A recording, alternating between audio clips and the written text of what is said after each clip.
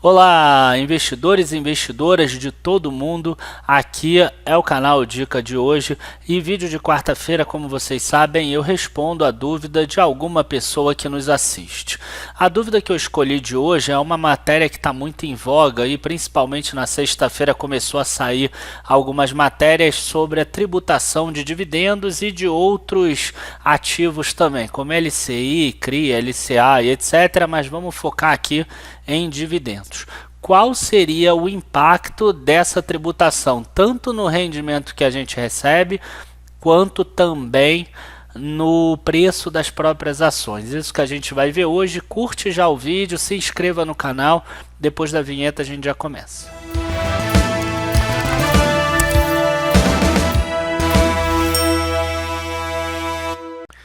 Bom, gente, como vocês devem saber, né, vocês já devem ter lido também, na sexta-feira saiu uma matéria aqui no próprio site da Câmara dos Deputados falando sobre esse novo projeto de lei.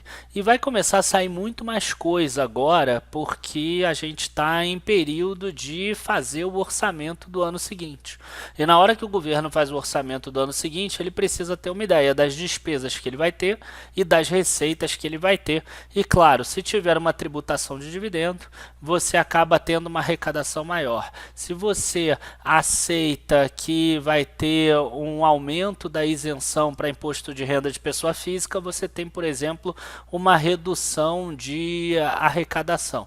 Então o governo ele joga com os impostos para tentar deixar da forma mais justa possível e de forma que ele também não perca nenhuma arrecadação nesse caso. Então, para a gente ter uma ideia, o projeto de lei 3.129 de 2019 atualiza os valores da tabela e das deduções aplicáveis à tributação do imposto de renda pessoa física, reduz a alíquota desse imposto para pessoa jurídica, institui tributação sobre lucros e dividendos e revoga a possibilidade da empresa distribuir ao sócio juros sobre capital próprio. Então aqui a gente tem 4 mudanças principais, tá? Uma delas que é a empresa não tem mais como distribuir juros sobre capital próprio, então esse juros sobre capital próprio foge, some, acabou, não existe mais. A gente tem a questão da tributação de dividendos, que aí mais aqui embaixo fala de uma alíquota de 20% a título de imposto de renda sobre lucros e dividendos, e é importante citar aqui que é sobre lucros também, porque não pega só empresas abertas, tá? Pega a empresa fechada também. Você que tem aí uma empresa simples e que tira dinheiro como lucros e dividendos, não como Prolabore, como lucros e dividendos, você que tem um MEI, você que tem uma empresa de lucro presumido, por exemplo, você também vai pagar dividendos sobre o valor que você recebe, não é apenas para investimento em bolsa. Então esse vídeo aqui que a gente está fazendo hoje vai muito além só daquelas pessoas que procuram investimento. Então se você conhecer alguém que seja comerciante, que tenha um negócio próprio ou até mesmo um profissional liberal, passa o vídeo lá para ele também. A outra questão aqui é a redução da alíquota de imposto de pessoa jurídica e uma redução também do imposto de renda de pessoa física, mas assim, você aumenta de quem ganha mais e você reduz de quem ganha menos. Tá? Vamos tentar dar uma olhada aqui, só para vocês entenderem, não é muito o foco do vídeo de hoje, mas a ideia é, quem ganha até 4 salários mínimos, 3.992, fica isento de imposto de renda pessoa física. Quem ganha 34 salários mínimos, em torno de R$ 33.932, passa a ter uma alíquota de 37% para os rendimentos mensais. Com relação a isso, eu já falei uma vez que o grande problema é que muito provavelmente esse R$ 33 mil vai ficar parado por 15, 20 anos e o valor que hoje você acha que é muito alto, esse 33 mil, você vai começar a achar ele não tão alto assim daqui a 15, 20 anos. Ou senão ele vai ter aumentos muito pequenininhos, bem menor do que essa faixa de isenção. Então esse é o grande perigo, é o que aconteceu com essa faixa aí muito grande, que era 20 salários mínimos quando começou lá o Plano Real. Então precisa ficar atento nisso. Eu já tenho certeza que isso vai acontecer daqui a uns 15, 20 anos. Bom, mas voltando aqui para juros, né, e lucros, dividendos, etc., Para a gente calcular o impacto disso, porque a empresa vai pagar menos imposto de renda à pessoa jurídica. O texto propõe a redução da alíquota de imposto de renda de 15% para 10%. Empresas de capital aberto pagam 25% mais 9% de contribuição social sobre o lucro líquido. Então elas pagam 34%. Se a gente imaginar que as empresas de capital aberto vão ter uma redução aí de 5 pontos percentuais, também, tá? Que aí já é uma suposição minha, não é algo que está aqui escrito. Vamos pensar o seguinte: imagina uma empresa que chegou lá no resultado antes dos impostos com 100 milhões de reais, por exemplo.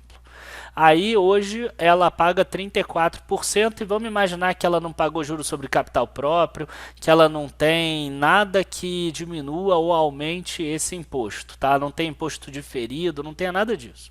Então ela vai ter 34%, 34 milhões em imposto, 66 milhões de lucro líquido. Agora vamos imaginar que essa empresa ela pague 50% de dividendos do lucro dela, né? Ela tem um payout de 50%. Então essa empresa com payout de 50%, ela lucrou antes dos impostos 100 milhões, ela distribuiu para os acionistas esse número que está aparecendo aqui embaixo, 33 milhões, reteve 33 milhões e o governo recebeu 34. Esse 33 milhões hoje é isento, tá? Então 33 milhões isento. Vamos agora imaginar que reduziu 5% o imposto para esse tipo de empresa. O que vai acontecer? 100 milhões, que é o lucro dela antes dos impostos. Aí ela, em vez de pagar 34 milhões de imposto, ela passa a pagar 29 milhões. Né? Então agora sobrou 71. E ela, vamos imaginar que ela distribua o mesmo 50% que ela distribuiria antes. Então ela vai distribuir agora 35,5 milhões, como está aparecendo aqui. Então quer dizer, na situação 1, que é a atual, ela distribuiria 33 milhões, na situação 2, 35,5 milhões. Então o acionista vai pensar assim, puxa, beleza, melhorou para mim, não é isso? Não, mas aí sobre esses 35 milhões, ela vai pagar 20%. Né? Ela não, você vai ser taxado na fonte em 20%. Então, na verdade, esses 35 milhões vai entrar no bolso dos acionistas 28,4. Então, se vocês olharem, a Receita Federal perdeu 5 milhões porque ao invés de ganhar 34, virou 29, e agora no dividendo, o que acontece? Em vez de você receber 33, você recebe 28,4, quer dizer, uma coisa compensa a outra. Tá? Se ela distribuísse 55% ou 60%, daria igual às duas. Então vai acabar acontecendo o seguinte: você tem uma empresa aí que antes você recebia 33 milhões e agora você recebe 28 milhões. Vamos botar em números aí. Imagina que sejam 100 milhões de ações. Em uma delas você recebia 33 centavos e agora depois da tributação você passa a receber 28,4 centavos. Então de cara aí você teria uma queda em torno de 15% nos preços das ações, mais ou menos, se a empresa mantiver a mesma política de distribuição de dividendos. E a outra questão é a seguinte, é que ainda tem um problema adicional. Um problema adicional em que tipo de empresa? Em empresas como, por exemplo, a JSL. A JSL ele tem a Movida e tem a Vamos, além de algumas outras empresas menores. Mas vamos botar só a Movida e a Vamos. Hoje, se a Movida, por exemplo, resolver pagar um dividendo para os acionistas, a JSL, como controladora, ela recebe esse dividendo. Esse dividendo hoje é isento.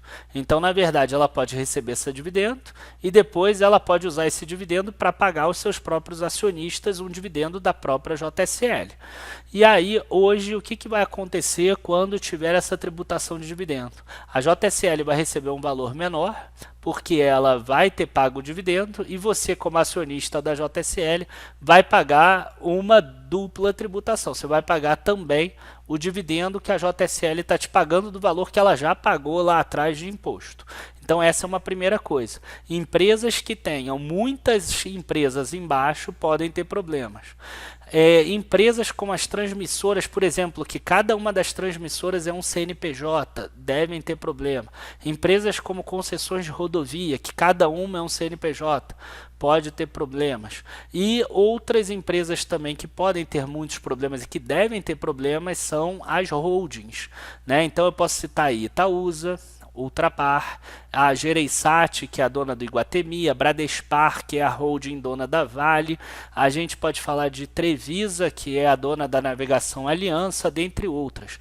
O que pode acontecer? Essas empresas, elas fazem o resultado dela pelo resultado de equivalência patrimonial. Então, esse valor que entra de equivalência patrimonial, ele sai do lucro da própria empresa que ela mesmo controla, que ela tem participação, afinal ela é uma holding. Esse resultado final já foi tributado naquela primeira empresa. Então, quando vem o resultado de equivalência patrimonial, a equivalência patrimonial não gera hoje tributação. Certo? Então, o que a gente teria hoje? A gente teria que esse dividendo que seria pago do lucro dessas empresas, dessas holdings, seria tributado. Só que o lucro já foi tributado na primeira empresa. Então, novamente, a gente tem uma questão de bitributação. Então, essas empresas que são holdings que eu citei agora, podem ter algumas outras que eu tenho esquecido agora, também devem sentir caso haja uma tributação de dividendos. Enfim, pessoal, queria agradecer a todos por estarem assistindo esse vídeo. Espero que tenha solucionado algumas questões. Algumas dessas questões que eu levantei ainda são suposições, depende de passar essa lei ou não. Tá? E outra coisa também que é importante a gente deixar claro é que às vezes a pessoa que ganha aí 5 mil, 6 mil, ela vai ganhar menos com dividendo, mas ela vai acabar tendo um imposto menor, por exemplo, para pagar do trabalho dela. Então pode ser que uma coisa compense a outra. Tá? A grande questão aí, só para a gente terminar, é que na minha visão, né, o que acontece hoje em dia? Hoje em dia a empresa ela acaba tendo um benefício ao distribuir o dinheiro para os acionistas.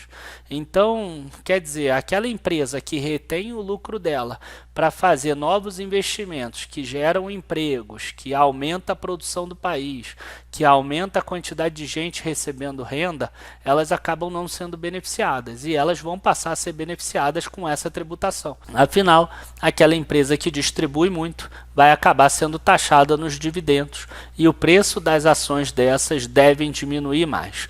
Mas isso é uma avaliação preliminar. Afinal, as empresas podem mudar a forma de distribuição delas também. A gente pode ver mais para frente uma Eng, por exemplo, não pagando mais 100% do lucro, pagando 50%. A gente pode ver uma Taesa pagando menos. A gente pode ver uma Itaúsa voltando a pagar só 35% do lucro dela e deixando o resto lá guardado, por exemplo, ou recomprando ações, botando em bonificação e etc. Tá? Enfim, pessoal, o vídeo ficou até um pouco mais longo do que eu queria, mas eu acho que foi bom que a gente terminou tudo. Agradeço a todos. Não esqueçam de olhar aqui os links da descrição. Recentemente a gente mudou a área de membros e vocês conseguem ver agora somente o conteúdo que vocês querem. Vocês conseguem assinar por partes. Inclusive essa parte de tributação deve ser o próximo relatório da parte de renda fixa, que aí a gente vai pegar principalmente a parte de LCI, LCA e CRI. Abraços a todos e até a próxima. Tchau, tchau.